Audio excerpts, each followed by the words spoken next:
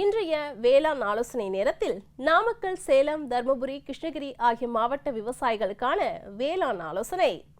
தென்னை தோப்புகளில் வெயிலின் தீவிரத்தால் நீர் எளிதில் ஆவியாகி அடிக்கடி நீர்ப்பாசனம் செய்ய வேண்டும். எனவே தட்டை பயிரை ஊடுபயிராக விதைக்கும் போது நீர் ஆவியாவது குறைவதுடன் மண்ணில் தழைச்சத்தை நிலைநிறுத்தி மண் வளத்தை மேம்படுத்துகின்றது.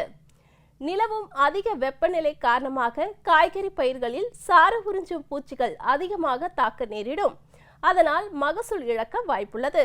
ஆகவே சாறு உறிஞ்சும் பூச்சிகளை கட்டுப்படுத்த மஞ்சள் ஒட்டும் பொறி 1 ஏக்கருக்கு 5 எண்ணிக்கை மற்றும் 15 லிட்டர் நீரில் வேப்ப எண்ணெய் 75 மில்லி, புங்கம் எண்ணெய் 75 மில்லி மற்றும் 20 மில்லி காதி சோப் திரவம் என்ற அளவில் கலந்து வயல்களில் தெளித்து கட்டுப்படுத்தலாம்.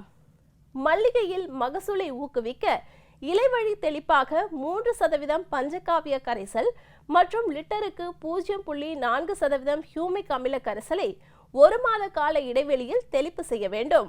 அத்துடன் இரும்பு சல்பேட் 0.5% கரைசல் மற்றும் துத்தநாக சல்பேட் 0.5% கரைசலை தெளிப்பு செய்ய வேண்டும்.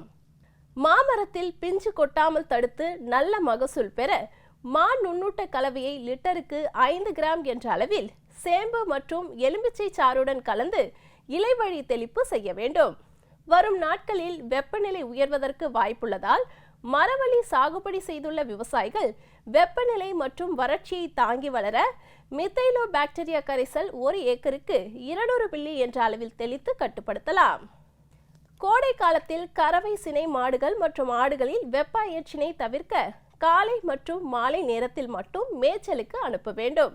அதிக வெயில் உள்ள நேரங்களில் மேய்ச்சலுக்கு அனுப்பாமல் கொட்டகையிலோ அல்லது மர நிழலிலோ தங்க வைக்க வேண்டும். மேலும் மாட்டினை தினசரி 2 அல்லது 3 முறை குளிர்ந்த நீரினால் குளிப்பாட்ட வேண்டும்.